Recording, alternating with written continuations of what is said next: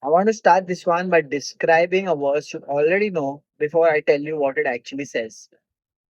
You have seen it on a gym tank top, you have seen it in a bio, under a name and a job title, right next to the flex arm emoji. You may have written it yourself on a whiteboard next to a revenue number, on a sticky note on a mirror, in a notes app you open before a pitch, a lift, a launch, a hard conversation you have been reading all week. Philippians 4:13. I can do all things through Christ who strengthens me. And the way most men use it is as fuel. A blank check, a ceiling remover, it gets recited like a war cry before the moment that matters, as if the verse is saying, there is no limit on what I can build, close, live, or become, because Christ is backing the player. Whatever I set my mind to, however big, however unlikely, I can do all things. Full stop. Case closed. Go get it. I need you to hear this clearly. That is not what the verse says. That is not even close to what the verse says. And the gap between what you have been reciting and what Paul actually wrote is not a small technicality. It is the difference between a verse that will hold you together in the hardest season of your life and a verse that will quietly turn on you the first time it doesn't deliver. Here is what you skipped. Paul did not write, I can do all things as an opening line. It is the last sentence of a paragraph. And the paragraph is not about ambition, it's about contentment. Read what comes right before it. I am not saying this because I am in need, for I have learned to be content whatever the circumstances.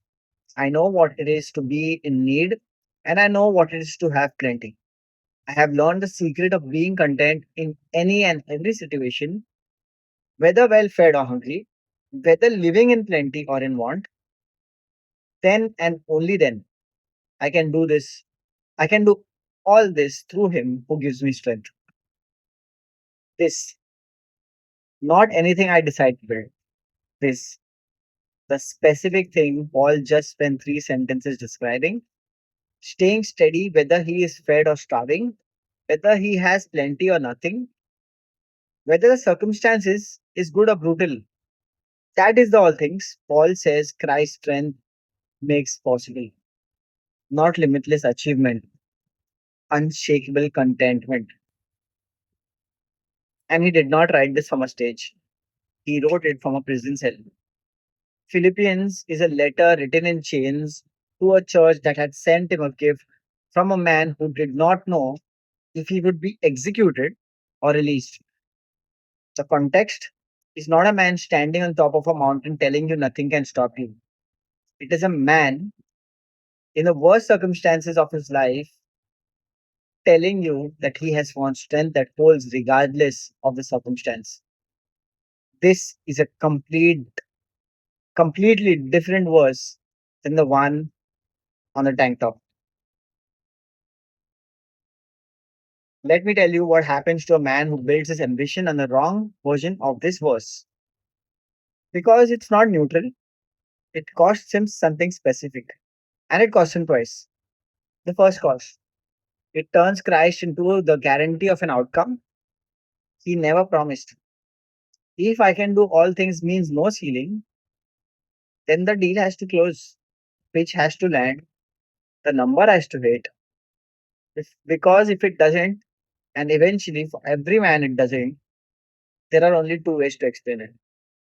Either the verse was wrong or you were wrong. Either God's strength failed or your faith failed. Most men will not let themselves believe the first one, so they land on the second. And the verse that was supposed to hold them up becomes the evidence they use against themselves. That is not conviction. That is the verse being used to accuse a man of a promise it never made to him. 2 Corinthians 12. Paul asked God three times to remove a specific hardship, thorn in his flesh. The text calls him three times, and God did not remove it. God said, "My grace is sufficient for you, for my power is made perfect in weakness." Paul's response was not disappointment. He said he would boast in his weakness gladly so that Christ's power would rest on him. For when I am weak, then I am strong. Read that against the tank top version of Philippians 4:13. The hype version says, strength means the limit disappears. Paul says the opposite. Strength shows up inside the limit. The thorn stayed. The prayer was not answered the way Paul asked, and Paul called that the location of the power, not the absence of it. That is the first cost of the misreading. It teaches a man to expect the thorn removed when the actual testimony of the scripture is that Christ's power is most visible when the thorn stays and the man stays steady anyway. The second cost is quieter, and it is the one most men never name. The misreading replaces a discipline with a slogan. Look again at verse 11. I have learned to be content. Learn. Paul did not wake up content. He built it across shipwrecks, beatings, imprisonment, hunger, abundance, betrayal, and a body that never fully healed from any of it. Contentment, in Paul's own words, was a secret he had to learn, a practice. Discipline built in the same way any discipline is built, slowly, through repetition, mostly in circumstances nobody was applauding. When you turn that hard won discipline into a hype mantra, you recite before a pitch, you skip the entire process Paul described and keep only the punchline. You won the verse's confidence without doing the thing that it actually produced. James names this presumption directly. Now listen, you who say, today or tomorrow we will go to this or that city, spend a year there, carry on business and make money. Why? You do not even know what will happen tomorrow. That is not a rebuke of ambition itself. It is a rebuke of certainty. The quiet assumption that because you have decided something and prayed over it, the outcome is now guaranteed. If it's the Lord's will, is not a disclaimer men add to sound humble. It is the honest posture underneath everything a man builds. And it is precisely the posture the high version of Philippians 4:13 was designed to erase. I want to describe a specific man because I think you know him. It might be him. He said the verse before the pitch and it did not land. He said it in the parking lot, hand on the wheel before he walked in. He said it before the lift. He ended up feeling. He said it at the start of the season that never turned around. The one where he worked harder than he ever had, prayed more consistently than he ever had, and it still did not move the way he believed it would work. It would. And afterward, the verse did not feel like fuel anymore. It felt like an accusation. Because if I can do all things through Christ who strengthens me, and I could not do this one thing, then something failed. And he is not willing to say God's strength failed. So there is only one place left for the failure to land him. His faith wasn't enough. His effort wasn't enough. He is carrying guilt right now of breaking a promise the verse never actually made him. This is what the misreading cost the man in the end. Not just an unrealistic expectation going in, private verdict against himself coming out. Quite unspoken, the kind of thing that does not show up anyway except in how much harder he is on himself the next time and the time after that. Here is what he needed, and it was already sitting one verse earlier than the one he memorized. Hebrews 13:5. Keep your lives free from the love of money and be content with what you have, because God has said, never will I leave you, never will I forsake you. Read carefully what the contentment has actually anchored to. Not the outcome going his way, not the deal closing, the lift landing, the season turning around on schedule. The anchor is that he was not left. That is our foundation. Not a guaranteed result, guaranteed presence. Man who has that anchor can walk into the pitch that fails and come out the other side still standing, still steady, still himself.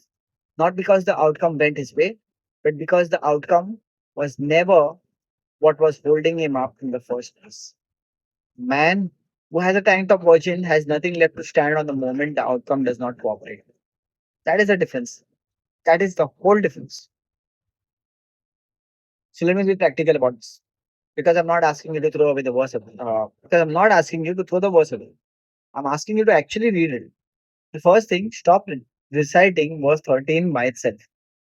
Before you say it, before a pitch, a lift, a hard one, read verses read verses 11 and 12 out loud if you have to.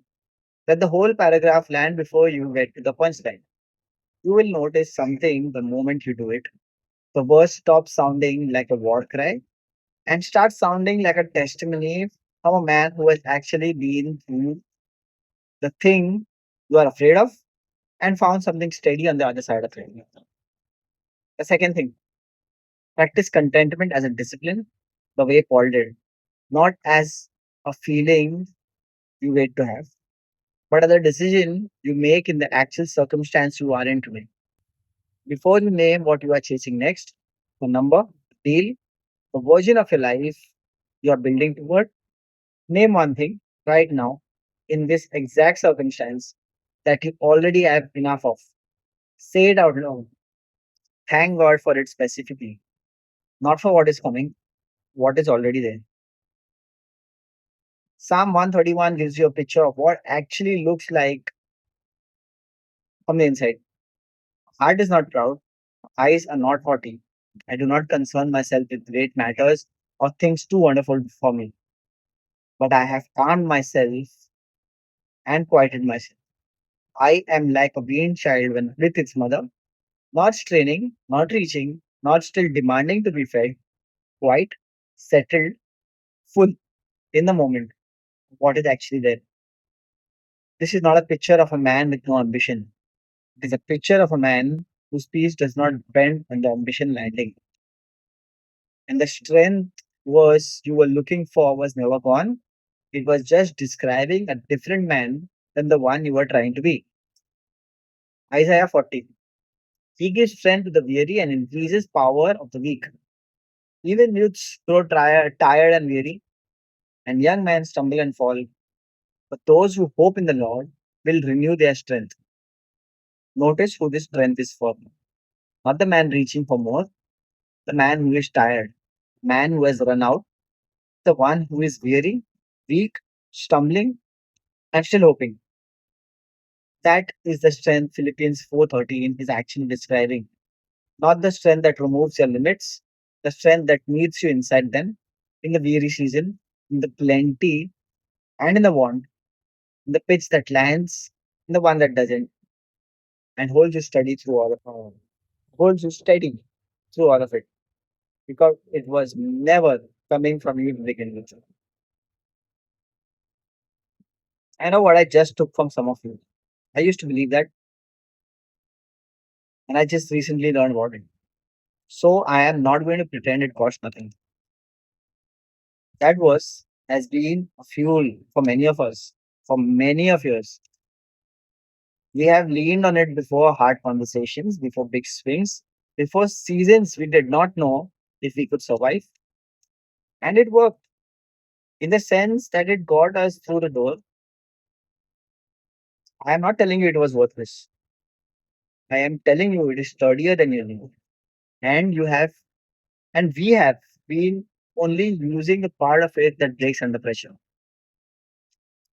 So here is what I want you to do the next time you feel the pull recited. Before the pitch, the lift, the hard month, the conversation you have been heading. Stop. Name your actual circumstance out loud. Plenty or want, fed or hungry, steady, or weary. Whatever it honestly is right now, today, not the version you are hoping for. Name it. Thank God for what is already there in it, and then say the rest of the verse. The real one. I can do this. Stay content, stay steady, stay yours. Through Him who gives me strength. That verse will hold you on the day the deal closes. It will also hold you on the day the your deal doesn't close. That is the whole point of what Paul said from a prison cell 2000 years ago. He was not describing a man with no limits. He was describing a man who found something steadier than the outcome, and he wants you to find it too. You did not misread the verse because you were careless. You read the half of it and got handed to you on a tanker. Go back and read the whole paragraph.